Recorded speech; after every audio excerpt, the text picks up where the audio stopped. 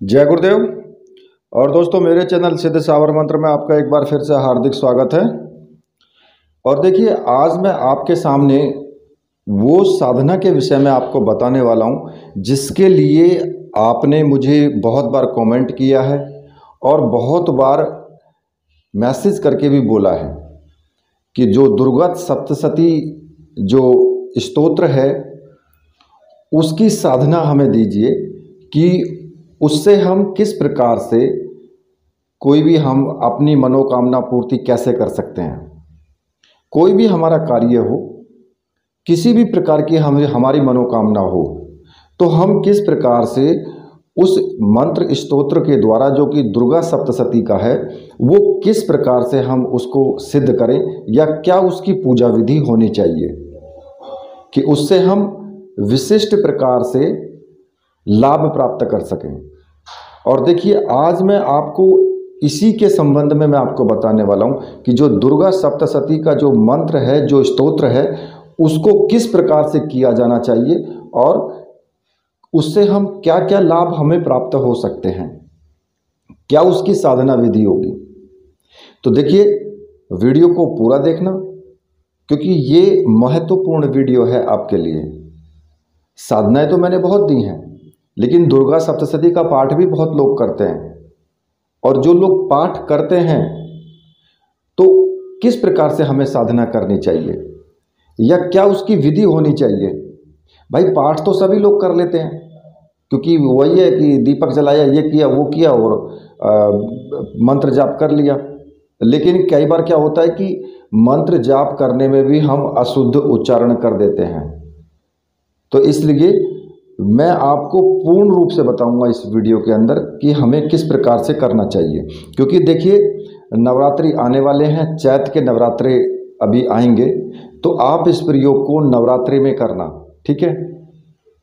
अगर नवरात्रि में ना कर सको तो कभी भी शुरू कर सकते हो। आप इसको किसी भी शुक्रवार से शुरू कर सकते हो। अगर नवरात्रि में आप नहीं कर पाते हैं या नवरात्रि से पहले करना चाहते हैं तो आप इसको कर सकते हैं। और देखिए, ये जो साधना है, ये साधना बहुत ही महत्वपूर्ण साधना है। मैं केवल आपको 9 दिन के लिए जो साधना है वो मैं आपको बता रहा हूँ कि आपको किस प्रकार से अपनी मनोकामना रखनी है और किस प्रकार से आपको ये साधना करनी है। और कोई ना कोई ऐसा महत्वपूर्ण पर्व होता है कि जो कि जैसे कि होली आ रही है, तब भी आप इसको शुरू कर सकते हैं, या फिर नवरात्रे हैं तब भी आप इसको शुरू कर सकते हैं, या फिर किसी भी शुक्रवार से भी आप इसको शुरू कर सकते हैं। तो इसमें किसी भी प्रकार की इस प्रकार की कोई प्रॉब्लम नहीं है कि हमें इस दिन शुरू करना है या उस दिन शुरू करना है। जो मैंने बताया है वही आपको रखना है। और एक चीज़ और बता देता हूँ कि मैंने जो साधनाएं दी हैं उन साधनाओं में किसी भी प्रकार से तोड़ने मरोड़ने का प्रयास ना करें। अगर किसी में मैंने माला बताई है कि हकीक की चलेगी तो हकीक की ही चलेगी। किसी में मैंने बताया है कि रात्रि को करना है तो फिर रात्रि को ही करना है। ऐसा नहीं कि गुरुजी मैंने सुबह कर लूँ क्या, या मैं रुद्राक्ष की माला से जाप कर लूँ मैं। तो भाई, ऐसे नहीं होता है। जो विधि है, जो सामग्री है, वो वही रहेगी। इसके बारे में कोई भी कंप्रोमाइज़ नहीं किया जाएगा, ना ही कोई तोड़ने मरोड़ने का इसमें प्रयास करें आप, ठीक है, वरना फिर आप ही उसके जिम्मेदार होंगे। तो देखिए, ये मैं आपको बता देता हूँ कि बहुत ही ये जो मैं आपको प्रयोग बताऊंगा ये गोपनीय प्रयोग है और दुर्लभ प्रयोग है ये। और इसको सिद्ध करने पर आश्चर्यजनक रूप से आपको सफलता प्राप्त होती है, ठीक है। इस साधना के संपन्न करने से जो भी साधक के मन के अंदर जो भी इच्छाएं हैं वो पूर्ण रूप से पूरी होती हैं। जो आपके अंदर कोई भी इच्छा हो, कैसी भी प्रकार की हो, चाहे आप उसमें शत्रु दमन की इच्छा हो, चाहे वशीकरण की इच्छा हो, चाहे आपके धन प्राप्ति की इच्छा हो, या कहीं फंसा हुआ धन आपका है तो उसकी इच्छा हो, मतलब कि कोई भी आपकी इच्छा हो। और देखिए, जब आपकी वो इच्छा निश्चित रूप से पूर्ण हो जाती है ना, तो आप आश्चर्यचकित रह जाएंगे कि बहुत थोड़े समय में ही ये साधना सिद्ध होते होते ही उसका काम हो जाता है कई बार तो। और ये जो साधना है इसमें कोई विशेष प्रकार की सामग्री की कोई आवश्यकता नहीं है। इसमें सिर्फ मैं आपके लिए, देखिए, जो नवरात्रे में शुरू करेंगे उनके लिए, या फिर जो होली पर शुरू करना चाहते हैं उनके लिए एक विशेष प्रकार का यंत्र होता है जो कि ताबीज़ के आकार का होता है। और ये जो यंत्र होता है ये शैलपुत्री, ब्रह्मचारिणी, चंद्रघंटा, कुष्मांडा, स्कंदमाता, कात्यायनी, कालरात्रि, महागौरी और सिद्धिदात्री, इनके विशेष प्रकार के मंत्रों से ये सिद्ध होता है ये ताबीज़। आप इस ताबीज़ को प्राप्त करें। मैंने अपना व्हाट्सएप नंबर दिया हुआ है, आप मुझे व्हाट्सएप कर सकते हैं और ये यंत्र रूपी जो ताबीज़ है इसको आप प्राप्त कर सकते हैं। देखिए, उसकी जो भी राशि है वो आपको उसमें देनी होगी और जो जायज़ राशि है वही आपको देनी होगी, ठीक है। इससे ज़्यादा आपको साथ नाजायज़ कुछ नहीं किया जाएगा, क्योंकि देखिए मेरे पास से अगर आप सामग्री लेते हैं तो आपको 100% सामग्री आपको मिलेगी ही मिलेगी। कोई भी व्यक्ति ये नहीं कह सकता कि गुरुजी मैंने आपको पेमेंट दी और मेरी सामग्री मुझे नहीं मिली, क्योंकि मेरे पास से सामग्री जाती ही जाती है।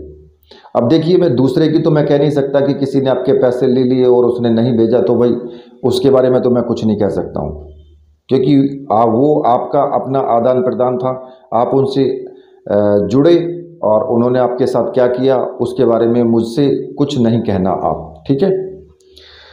और ये जो है आप मुझसे प्राप्त कर सकते हैं इस प्रकार का जो ताबीज़ है। अब आपको करना क्या है, आपको इसमें जो दुर्गा माता की तस्वीर है वो रखनी है और अपने गुरु की तस्वीर।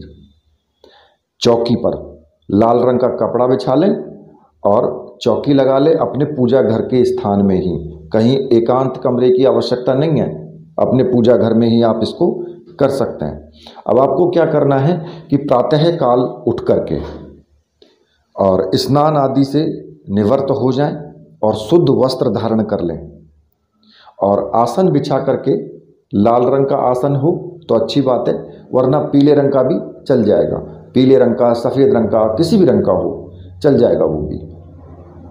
और पूर्व दिशा की तरफ आपको मुख करके बैठ जाना है, शुद्ध हो करके, ठीक है। कपड़े आप किसी भी प्रकार के पहन लें, अगर किसी के पास धोती कुर्ता है तो धोती कुर्ता पहने, पैंट शर्ट है तो पैंट शर्ट पहने, या फिर धोती ही वो बांधते हैं, धोती ओढ़ते हैं तो फिर उसी प्रकार से वो किसी भी प्रकार के वस्त्र धारण कर सकते हैं। अपने सामने गुरु चित्र हो और सामने दुर्गा जी का चित्र हो, और एक कोई पात्र ले लें, स्टील का पात्र, उसमें आप थोड़े से फूल ले लें जो कि लाल रंग के फूल हों, किसी भी उसके हो सकते हैं, मान लिया गेंदा के भी ले सकते हैं और गुलाब के हों, किसी भी चीज़ के हों लाल रंग के, या गुड़हल का फूल हो वो भी चलेगा, क्योंकि माता की पूजा में गुड़हल का फूल चलता है, अच्छी बात है अगर है तो। उसमें फूलों की कुछ पत्तियां नीचे बिछा लें और जो यंत्र है उसको स्थापित उसमें कर दें, रख दें उसको। और एक आपको घी का दीपक आपको लगाना है, शुद्ध घी का दीपक, धूप बत्ती अगरबत्ती जो भी आपके पास है वो आप लगाएं, कुमकुम या फिर सिंदूर हो तो वो भी आप ले लें, ठीक है। चावल थोड़े वो भी आप रखें, पुष्प वो भी रखें, और अगर आप नैवेद्य यानी कि प्रसाद कुछ रखना चाहते हैं तो वो प्रसाद भी आप रखें। अब सबसे पहले आपको क्या करना है, सबसे पहले आपको अपने गुरु का ध्यान करना है। गुरु जी का ध्यान करेंगे, गुरु जी का पूजन करेंगे। अब पूजन कैसे करना है, जो भी आपका गुरु मंत्र है, जो भी आपके गुरु जी हैं, जो भी गुरु मंत्र उन्होंने दिया है उसी गुरु मंत्र को आप पढ़ेंगे एक बार, और उसमें लास्ट में क्या करना है, लास्ट में आपको जैसे कि धूप दीप आघ्रापयामी इस तरीके से, या जैसे कि किसी ने भगवान शिव को अपना गुरु माना है। मैं एक बता देता हूँ, भगवान शिव को अपना गुरु माना है और ओम नमः शिवाय मंत्र का वो जाप करते हैं। तो आपको क्या करना है कि ओम नमः शिवाय धूपम दर्शयामि, तो धूप हाथ से थोड़ा सा धूप को इशारा कर दें मूर्ति की तरफ। और ओम नमः शिवाय चंदनम समर्पयामि या तिलकम समर्पयामि, जो भी आपने रखा है, कुमकुम समर्पयामि, कुमकुम का टीका लगा दें। पुष्प है तो पुष्पम समर्पयामि। इस तरीके से उनकी पूजा करनी है अपने गुरु की। और जो गुरु मंत्र है उसका एक माला का जाप कर लें। जो भी आपके पास में माला है गुरु की, गुरु जिससे भी मतलब आप जाप करते हैं वही माला से आप एक माला का जाप कर लें और गुरुदेव से प्रार्थना करें कि गुरुदेव मैं ये साधना करने जा रहा हूँ, इसमें मुझे पूर्ण सफलता मिले, इसके लिए आप मुझे आशीर्वाद दीजिए। तो इस प्रकार से गुरु का पूजन करें। और उसके बाद जो यंत्र है, जो ताबीज रूपी यंत्र है, उस यंत्र को शुद्ध जल से स्नान कराएं। पहले शुद्ध जल से धो करके फिर उसको गंगा जल से धोएं और गंगा जल से धोने के बाद उसको पोंछ करके और उस स्टील के पात्र में रख दें और फिर उसका पूजन करें। उस पर चावल चढ़ाएं, उस पर धूप दीप दिखाएं, उस पर पुष्प चढ़ाएं और कुमकुम से उसका टीका लगाएं। इस प्रकार से उसका पूजन करें यंत्र का, ठीक है। और उसके बाद फिर आपको संकल्प लेना है, ठीक है। संकल्प लेना है, हाथ में जल लेकर के अपनी आपको इच्छा प्रकट करनी है कि मैं अपना नाम बोले, अमुक कार्य की सिद्धि के लिए मैं ये प्रयोग संपन्न कर रहा हूँ और इसमें मुझे पूर्ण सफलता मिले। इस प्रकार से कह करके जल को पृथ्वी पर छोड़ दें आप, ठीक है। और जो आपको मंत्र आपको जपना है, सभी जानते हैं कि वो मंत्र दुर्गा सप्तशती का स्तोत्र मंत्र है, ठीक है। तो उसी को आपको जपना है और उसके 51 बार उसको जपना है प्रतिदिन। प्रतिदिन 51 बार उसका जाप करना है। अब वो स्तोत्र जो है वो एक बार मैं आपको पढ़ करके सुना देता हूँ, ठीक है। और उसको मैं लिख करके भी दे दूंगा आपको, वीडियो में ही लिख करके भी दे दूंगा। तो स्तोत्र को जो आपको पढ़ना है वो इस प्रकार से, क्योंकि देखिए बोलने में अगर कहीं गलती ना हो इसलिए मैं आपको वो थोड़ा सा बोल करके सुना रहा हूँ, ठीक है। तो आपको जो स्तोत्र पढ़ना है वो स्तोत्र इस प्रकार से है। ओम ऐं ह्रीं क्लीं चामुंडाय विच्चे। ओम ग्लौं हुं क्लीं जूं सः ज्वाल ज्वाल ज्वल ज्वल प्रज्वल प्रज्वल।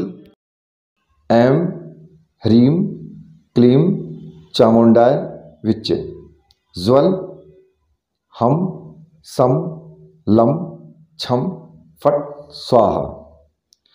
और उसके बाद जो आपको पढ़ना है, नमस्ते रुद्र रूपणे नमस्ते मधुमर्दने नमः कैटभहारण्ये नमस्ते महिषासुरर्दिनी नमस्ते शुंभहंत्रै च निशुंभासुर घातनी। जाग्रतम हिम महादेवी जप सिद्धिम कुरुषु में। ऐंकारी सृष्टि रूपाय ह्रींकारी प्रतिपालिके क्लींकारी कामरूपणे बीज रूपे नमस्तुते। चामुंडा चंड घाती च यकारी वरदायिनी विच्चे चाभ्यता नित्यम नमस्ते मंत्र रूपिणी। धाम धीम धूम धुर्जटय पत्नी वाम वीम वूम वागीधीश्वरी क्राम क्रीम क्रूम कालिके देवी। शाम सीम सूम में शुभम कुरु। हुम हुंकार रूपणे जम जम जम जम्ब नादिनी भ्राम भ्रीम भ्रूम भैरवी भद्रे भवानई ते नमो नमः। अम कम चम टम तम पम यम शम वीम दु एम वीम हम छम धिजाग्रम धिजाग्रम त्रोट्य त्रोट्य दीप्तम कुरु कुरु स्वाहा। पाम पीम पूम पार्वती पूर्णा खाम खीम खूम खेचरी तथा साम सीम सूम सप्तशती देव्या मंत्र सिद्धिम कुरुषु में। इदम तु कुंजिका स्तोत्र मंत्र जागृति हेत्वे अभक्ते नैव दात्यम गोपितम रक्ष पार्वती। यस्तु कुंजिकया देवी हीनाम सप्तशती पठेत न तस्य जायते सिद्धिरण्य रोदनम यथा। ये एक बार हुआ और इसके 51 पाठ आपको प्रतिदिन करने हैं। और देखिए मैंने आपको 9 दिन का प्रयोग बताया है कि जैसे कि आप नवरात्रि के पहले दिन से शुरू करते हैं और लास्ट में आप 9 दिन तक इस प्रयोग को करें और 9 दिन के बाद फिर जब लास्ट वाला आपका 9वां दिन हो तो उस दिन प्रयोग करने के बाद किसी भी सुहागिन स्त्री को अपने घर बुलाएं और उसे भोजन कराएं। यथोचित जो भी मतलब वस्त्र या दक्षिणा जो भी आप उसको दे सकते हैं, जो भी आपसे बने वो उसको दान करें। और उसके बाद जो मनोकामना पूर्णी यंत्र जो है उसको अपने गले में धारण कर लें या दाहिनी बाजू में आप उसे बांध लें या फिर उसे पूजा स्थान में भी आप स्थापित रख सकते हैं। उससे आपको कोई नुकसान नहीं होगा, उससे फायदा ही होगा आपका, क्योंकि साधना में आपकी तीव्रता आएगी। और इस साधना को आप आगे भी इस साधना को बढ़ा सकते हैं। मान लिया कि आपको इस जो स्तोत्र है इस स्तोत्र को आपको बहुत प्रचंड रूप से सिद्ध करना है तो आप इसको लगातार भी कर सकते हैं। लेकिन 9 दिन के जो मैंने साधना ये बताई है, 9 दिन तक आपको एक समय भोजन करना है, ठीक है, और पृथ्वी पर आपको सोना है, भूमि शयन करना है, ठीक है, ब्रह्मचर्य व्रत का आपको पालन करना है और मंत्र जाप से पहले भी आपको माँ दुर्गा और गुरुदेव का सामान्य पूजन जरूर करना है। एक बार पहले जैसे मान लिया आपने पूजन मंत्र जाप से पहले जो पूजन किया है और मंत्र जाप कर लिया आपने 51 बार, उसके बाद फिर आपको दुर्गा पूजन करना है और मंत्र जाप दोबारा से करना है। और उसी प्रकार से आपको अपनी मनोकामना भी पहले भी मनोकामना बोलनी है और पूजन करने के बाद भी आपको मनोकामना अपनी बोलनी है, ठीक है। ये आप प्रतिदिन करेंगे इस क्रिया को।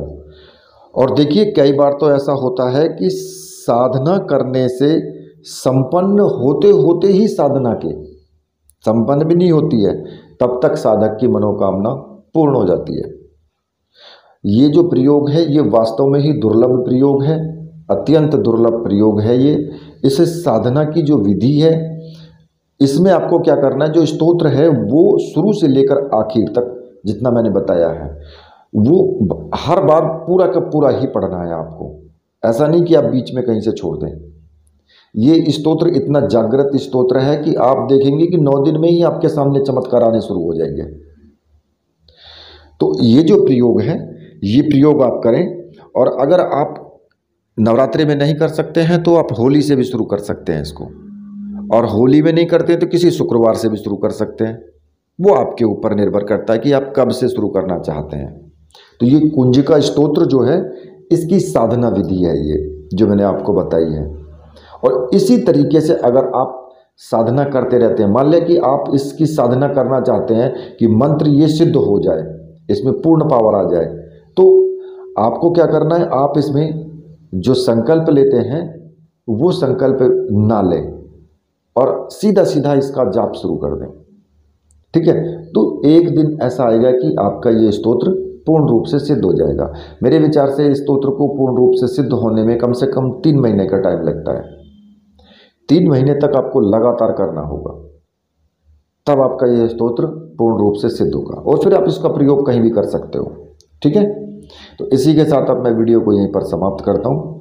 तो मेरे साथ बोलिए, बोलिए वीर बजरंगबली हनुमान जी महाराज की जय, बोलिए मेरे परमहंस गुरुदेव की जय।